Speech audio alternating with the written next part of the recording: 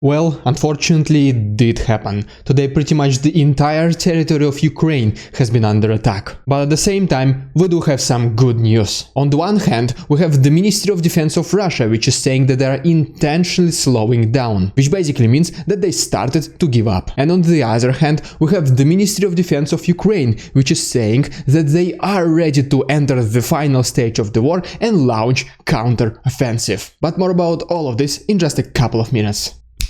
What's up, investors? It's the Russian dude z Dniem Niezależności Ukraina. And let me begin by showing you pictures and videos from different regions of Ukraine which were affected by Russian attacks. And as you can see from this map, air sirens at some point were working across the entire Ukraine. Our first picture comes to us from Chernihiv, and as you can see, Ukrainian air defense system was able to intercept some Russian missiles. Then we go to Mirgorod, and as you can see from this video, this is basically a crater from Russian missile explosion. If we go a little bit to the north, to Sumy, we can see that Ukrainian air defense system was able to intercept Russian missiles as well. But then we go to Kharkiv, and as you can see from this video, this city has been under constant attacks pretty much the entire night. Alright, now let's go to the east of Ukraine, and our first stop brings us to Donetsk. And as you can see from this video, a local shopping mall called Galactica has been caught on fire. Then we have this video also from Donetsk, where Ukrainians allegedly were able to destroy a military base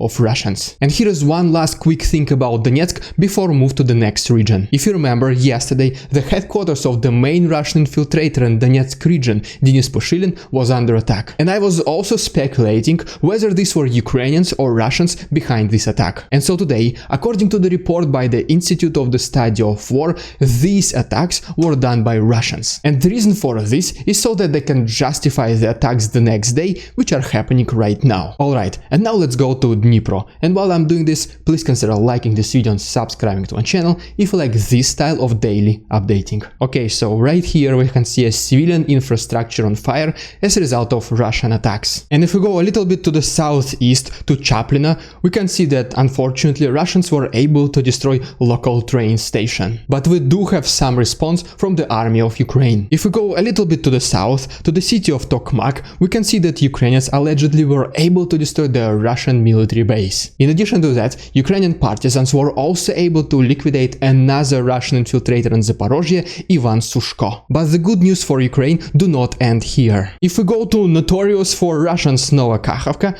we can see that Ukrainians were able to destroy another military base of Russia. And in addition to that, they were also able to severely damage this bridge next to Kakhovskaya thermal power plant. And just like with Antonovsky bridge, this bridge most likely will no longer be able to be used by Russian military vehicles. Alright, and before I talk about where some of these Russian attacks came from, and to be honest, one of the locations is pretty ridiculous, let me first show you some final videos from the west. First of all, right here from Krapivnitsky, we can see that Ukrainian air defense system was able to intercept Russian missiles. And then if we go a little bit to the north to Cherkasy, we can see that Ukrainian air defense was successful as well. And going more to the west to the city of Vinnytsia, we can see that Russian missile was intercepted once again. And finally, going even more to the west to city of Khmelnytsky, we can see that unfortunately Russian missiles reached their final destinations. And by the way, if you want to see more footage like this, especially the one which I was not able to use in today's episode,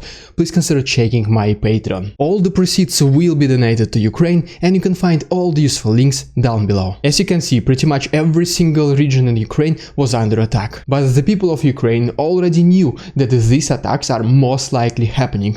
That is why they were able to avoid even more casualties. Which made me realize that there is a chance that the videos that I make probably saved someone's life. And it is all thanks to you for watching these videos and spreading the information. And for that, from the bottom of my heart, I'm eternally grateful, because we, as a community, you and me, we did something great today. We most likely saved somebody's life. Sincerely, Jess, thank you so much for what you do, and now let's talk about where some of these Russian attacks came from. Well, obviously, as you would imagine, the majority of these attacks came from temporarily occupied territories in Ukraine. But at the same time, several reports claim that at this very moment there are 4 Russian battleships in the Black Sea which carry caliber missiles, which most likely means that some of these attacks against the south were done from these ships. And then we have another location for the attacks, and this came from the north to Ukraine, from country of Belarus. And what makes this ridiculous is that just this morning the president of Belarus, Alexander Lukashenko,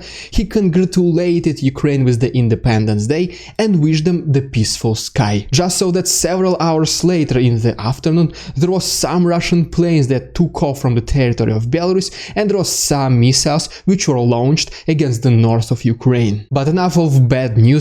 Let's talk something really good. Because today the Minister of Defense of Russia, Sergey Shoigu, he acknowledged that this slowdown in this special military operation is the action that they took on purpose. He also added that the reason for this is so they can decrease the casualties among civilians. But most likely the real reason is that Russia used the majority of its firepower and there is simply not enough people and weapons. And in addition to that, Ukrainians are defending themselves way better that Russia ever anticipated. What I personally think what is really happening is that Russia started to give up. And this is just one of the very first things they say to prepare their citizens for this future defeat. But on the other hand, we have the statement by the Ministry of Defense of Ukraine, Oleksiy Reznikov, who is saying that the worst case scenario in this war is already behind them. And at the same time, he also acknowledges that Ukraine is ready to enter the next and most likely the final stage of this war, which obviously includes the actual liberation of Ukrainian territories,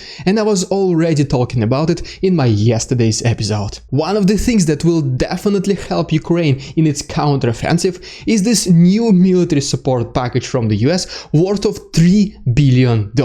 This package was officially announced earlier today by President Biden, and this will include some very interesting military toys. And besides 250,000 rounds of ammunition, drones and radars, Ukraine will also receive NASAMS air defense systems. And it has been reported that these are exactly the same air defense systems which America itself uses to protect the White House and its capital. So, I mean, you can only imagine how unstoppable Ukraine will become in the next couple of months.